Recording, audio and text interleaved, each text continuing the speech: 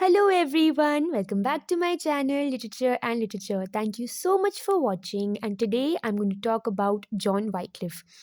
Um John Wycliffe is important. He is quite important because he was the one who perhaps laid the foundation of questioning the powers of the church, questioning the unbridled power of the church at that time. Because people were illiterate, obviously, so all they were dependent was on the church for all kinds of religious knowledge or otherwise also. Because you look up to somebody who you feel is at a better position, who you feel will has some sort of connection to God, because of course the Renaissance has not come yet, right? And the belief in God is immense, and that is why the belief in church is immense. And the people of authorities in the church are going to exploit it. We'll see that Chaucer is going to give you a good criticism of these people. Obviously, a veiled criticism. He's not going to openly criticize them, but yes, he is going to criticize them, and that will happen. And that is, how Renaissance will come into being, um, and everything. So, okay, John Wycliffe. So, he's called the morning star of English Reformation. What is the morning star? Something morning star, just as we call it Surya Uday, like kind of. Here they call them morning star. Surya Uday का क्या मतलब होता है? Something that starts. So, obviously, John Wycliffe is the morning star of English Reformation because he started the process. How? He translated the Vulgate. Vulgate is the name for the Latin translation of the Bible. And because what was which language was Bible originally written in? It was not written in Latin, right? Which language? You can, okay, maybe I can tell you. It was written in Hebrew. Hebrew, right? So it was translated to Latin, and that translation is called as Vulgate. There has been a question also why it was translated to Vulgate, why Vulgate was made, or why it was translated to Latin. It has been a previous year question. You should know the answer to it. You will, if you can comment it down in the comment section as to why Latin translation was done of the Bible. Um, so okay, that was done to English. Why? Because English was a language that the clergy could, I'm sorry, the common people could understand, right? So now they could understand the Bible by themselves, because otherwise, somebody else is translating it to you. You do not know how true it is, if that is even written in the Bible or not, right? So just to eliminate the kind of corruption that the church was undergoing, the corruption that it had, just to eliminate or maybe reduce the effect of it, John Wycliffe translated the Vulgate into English. So this was the starting. This is called Reformation. This is called when it's like there's a reform. There is a reform in the existing set of things. There is a reform. That is why it's called Reformation. Also, such people were called Lollards. Now, what happens is whenever somebody tries to go against the established convention, they try to change the system. They are not taken very seriously, and they are even condemned for whatever they do.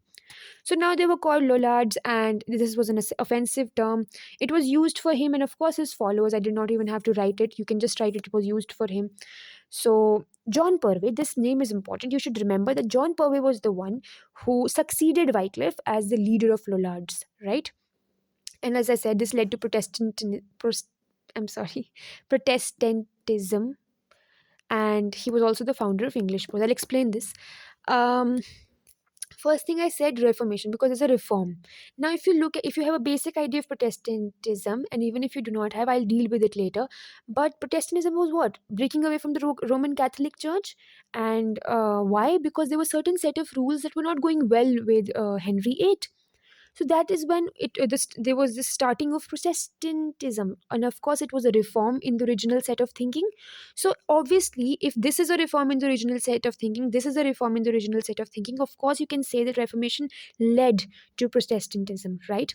Also, when you are, you cannot be writing. I mean, when you are converting something, you're writing maybe pamphlets to spread awareness about the thing, about how the church is not as not I mean it has become corrupt and everything.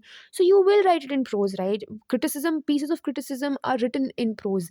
So this also led to the development of prose. You also say that the coming of Christianity also led to the development of prose, because poems were related to stories when you had a story to tell. But when you have some non-fictional matter to say, maybe this prose was the one that was taken into consideration, and prose was the one which was used. And for those of you who do not know what prose is, it is I'm I'm just making the videos as if you know nothing of, just I'm taking that as the base. And even if even if then you feel I've missed out something, write it down in the comment sections. I will reply to your doubts for sure. So yeah.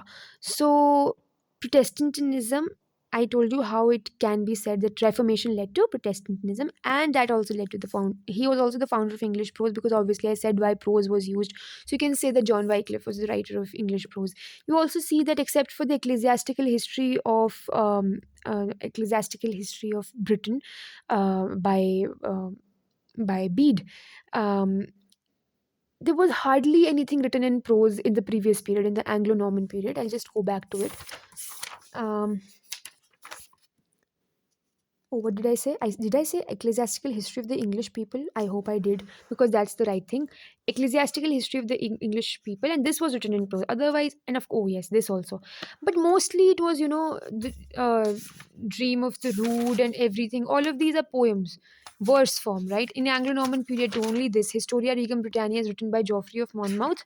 Other than that, all of these are poems, right? So you see, prose is just beginning to develop, and the advent of Christianity and the advent of this movement of Reformation, this is all going to really aid in Reformation and Protestantism later on. And prose, I'm sorry, I confused, I messed up the last line.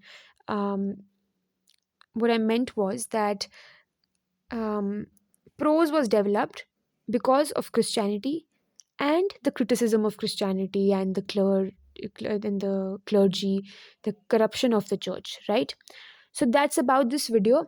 Thanks for watching, and I really hope I was able to make sense.